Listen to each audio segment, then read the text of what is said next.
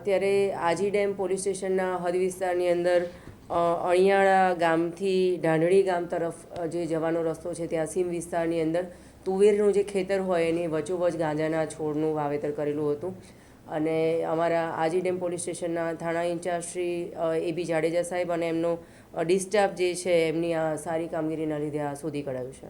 આ જે છે એનું કુલ જે વજન 223 કિલોગ્રામ થશે અને 1,11,00,000 રૂપિયાની એનો મુદ્દામાલ થશે અને એક મોબાઈલ.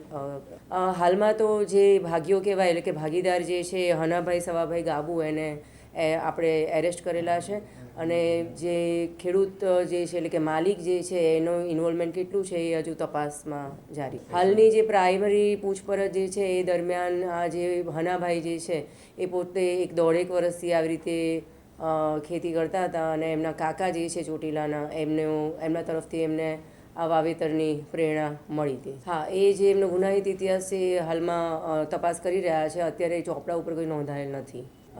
ના, એ પણ હજુ આપણે તપાસ કરીશું કારણ કે જે રીતે નશામુક્ત ગુજરાતનું અભિયાન આપણે ચલાવી રહ્યા છે એના હેઠળ સ્પેશિયલ ઓપરેશન ગ્રુપ અને તમામ થાણા ઇન્ચાર્જને સેન્સિટિવ કરવામાં આવ્યા છે. એટલે માનનીય પોલીસ કમિશનર શ્રી અને અમારા ડીજીપી શ્રીની સૂચના હેઠળ રોજે રોજ આવી રીતે અલગ અલગ મોડેસ ઓપરેન્ડીથી જે પણ ખેતી કરતા હોય કે વેચતા હોય તો એના માટે આપણે કામ કરી રહ્યા છીએ.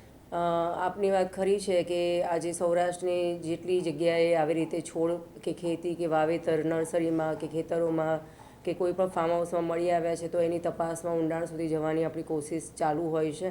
તમામ તપાસ એજન્સી આની અંદર ઊંડી પણ ઉતરતી હોય છે પણ હાલમાં હજુ આ તપાસનો વિષય છે એનું હું કહી નાખીશું. જે મેં અગાઉ જણાવ્યું એમ કે ચોટીલામાં એના ઓળખીતા કાકા જે છે એ અત્યારે હાલમાં પ્રાઇમરી દ્રષ્ટિએ જણાવે છે કે ત્યાંથી એને મળ્યા છો.